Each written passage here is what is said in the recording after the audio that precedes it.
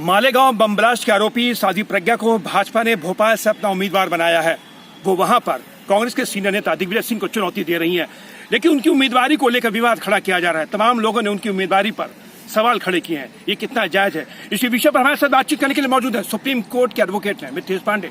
आइए इनसे बात करते हैं। सर, क्या कहेंगे साध्वी प्रज्ञा की उम्मीदवारी को लेकर विवाद खड़ा किया जा रहा है, सवाल खड़े किए जा रहे हैं, क्या कहेंगे इसको लेकर आप? देखिए, साध्वी प्रज्ञा बीजेपी की कैंडिडेट हैं। उनकी कैंडिडेचर गलत है या सही है, इशू ये है कि चुनाव लड़ सकती है या नहीं लड़ सकती।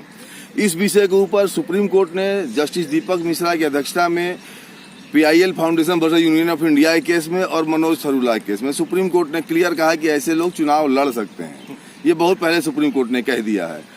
और चुनाव मेंबरशिप को डिस्क्वालीफाई करने के लिए दो आर्टिकल है, आर्टिकल 102 और 91। दोनों आर्टिकल, एक पार्लियामेंट के बारे में है, एक लेजिस्लेशन के बारे में। दोनों आर्टिकल ये कहता है कोई पागल हो, अनसाउंड माइंड का हो, वो चुनाव नहीं लड़ सकता है। कोई दिवालिया घोषित हो, वो चुनाव नहीं लड़ सकता है। कोई इंडिया का नागरिक नहीं हो, भारतीय नागरिकता नहीं है, तो चुनाव नहीं लड़ सकते। ये 4-5 ग्राउंड है, वो ग्राउंड वो कवर करती है। और बेल पे है तो ऐसा कुछ नहीं लिखा कि बेल पे है तो मतलब टीवी देखेंगी नहीं, चुनाव लड़ेंगी नहीं, किताब पढ़ेंगी नहीं।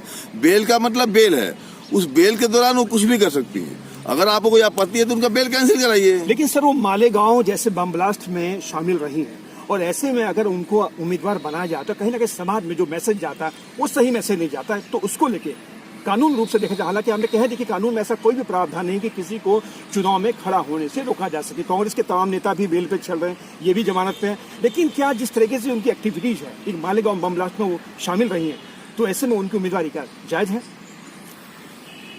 तो मालेगांव बम ब्लास्ट में शामिल हुई है, लेकिन मकोका उनके ऊपर हटा गया है। अभी आज की डेट में जो केस चल रहा है उनके ऊपर, वो अनलॉफुल एक्टिविटी का है। और वो अगर एक्यूज्ड है, एक्यूज्ड के खाने में अगर आती है, तो एक्यूज्ड तो बेल पे राहुल गांधी है, बेल पे सोनिया गांधी है, बेल पे साध्वी प्रज्ञा है, बेल पे तमाम समाजवादी पार्टी के, बसपा के नेता हैं। तो ये कोई कानून नहीं है।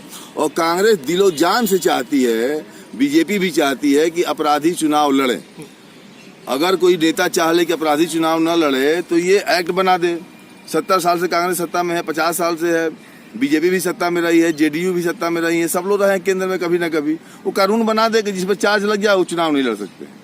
आज अगर ये कांग्रेस डिमांड कर रही है तो आप आज राहुल गांधी एफिडेविट फाइल करें कि मेरी पार्टी में कोई भी ऐसा आदमी नहीं जो बेल पे हो और चुनाव लड़ रहा हो, तो बीजेपी भी कैंडिडेचर वापस ले लेगी।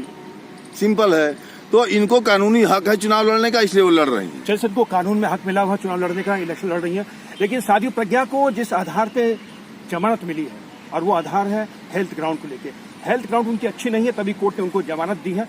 लेकिन वो जिस तरीके से प्रचार करेंगी, इलेक्शन में नॉमिनेशन फाइल कर रही है, प्रचार करेंगी, तो क्या उनकी जमानत याचिका पर इसका कुछ फर्क पड़ेगा? ये गलत बोला है, हेल्थ ग्राउंड पे नहीं मिला है।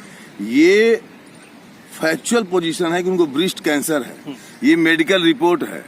अब कैंसर की पेशेंट है, ये है, ऐसा नहीं कि उनको सर्दी बुखार जुकाम हुआ जैसे कि लालू यादव भी हेल्थ ग्राउंड में मांग रहे हैं। इनको वाकई में कैंसर है। और कैंसर के पेशेंट जब बाहर आता है तो डॉक्टर भी कहता है कि आप थोड़ा पब्लिक से मिल के रहिए, इंटरटेनमेंट कीजिए, लोगों से बातें कीजिए, कि ताकि आपका कुछ कवर अप हो सके बीमारी। तो वो जनता में साध्वी रही है। साध्वी किस लिए बनी है? इसलिए ना कि जनता के बीच में जाने के लिए। उम्र की अंतिम डगर पे है, वो कैंसर की पेशेंट है, काफी एज भी हो गया है, चुनाव लड़ रही है। चुनाव लड़ने से इनको क्या आपत्ति है? हेल्थ ग्राउंड पे है तो हेल्थ ग्राउंड में ये थोड़ा लिखा हो कि अब चुनाव नहीं लड़ेंगी। खाना खाती हैं, जाती हैं, तो सब कुछ आम आदमी से काम करता है। कोर्ट भी कहता है, डॉक्टर भी कहता है कि सारे तो चुनाव लड़ना एक, जब वो चुनाव नहीं लड़ती थी तब भी वो पब्लिक से मिलती थी, आज भी मिल रही है। चलिए सर, मालेगांव बम ब्लास्ट में जो पीड़ित हैं, उन्होंने उनकी उम्मीदवारी को चुनौती दी उसी कोर्ट के अंदर, क्या कहेंगे इसको लेके आप? फैसला होना है कानून के अनुसार। कानून साध्वी प्रज्ञा के फेवर में है। मालेगांव वाले जो पीड़ित हैं, तो चुनाव में वाहवाही लूटने के लिए कर रहे हैं। बहुत सारे पीड़ित हैं, बहुत सारे दंगे हुए हैं। कानून में जब जज के पास पावर ही नहीं है तो जज कहाँ से रिलीफ दे देगा? पावर तो पार्लियामेंट बनाती है ना, तो पार्लियामेंट एक्ट लाए तो फिर जज उनको रोक लेगा। अभी मैं फिर बोल रहा हूँ, इसमें सुप्रीम कोर्ट भी ऐसे मतलब लोग हैं जिसके पास पावर ही नहीं है, इसको पावरलेस कर दिया पार्लियामेंट ने। सुप्रीम कोर्ट नेचुरल गार्जियन है तो एक्ट के अंदर ही कुछ भी करेगा। और सुप्रीम कोर्ट ने कहा है दीपक मिश्रा जी ने कि आप एक्ट लाइए, बनाइए, हम रोक देंगे। बिल्कुल सर, धन्यवाद। ये तो सुप्रीम कोर्ट के एडवोकेट मिथिलेश पांडे जो हमसे बात कर रहे थे।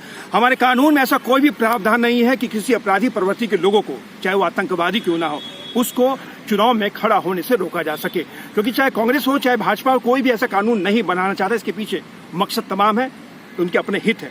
लेकिन जिस तरीके से उनकी उम्मीदवारी को लेकर जो विवाद खड़ा किया जाता है, जो बातें बनाई जाती, उसको लेकर स्थिति मिथिलेश पांडे जी ने स्पष्ट कर दी है कि कानून का प्रावधान ऐसा नहीं है जिसकी वजह से उनको चुनाव में खड़ा होने से रोका नहीं जा सकता।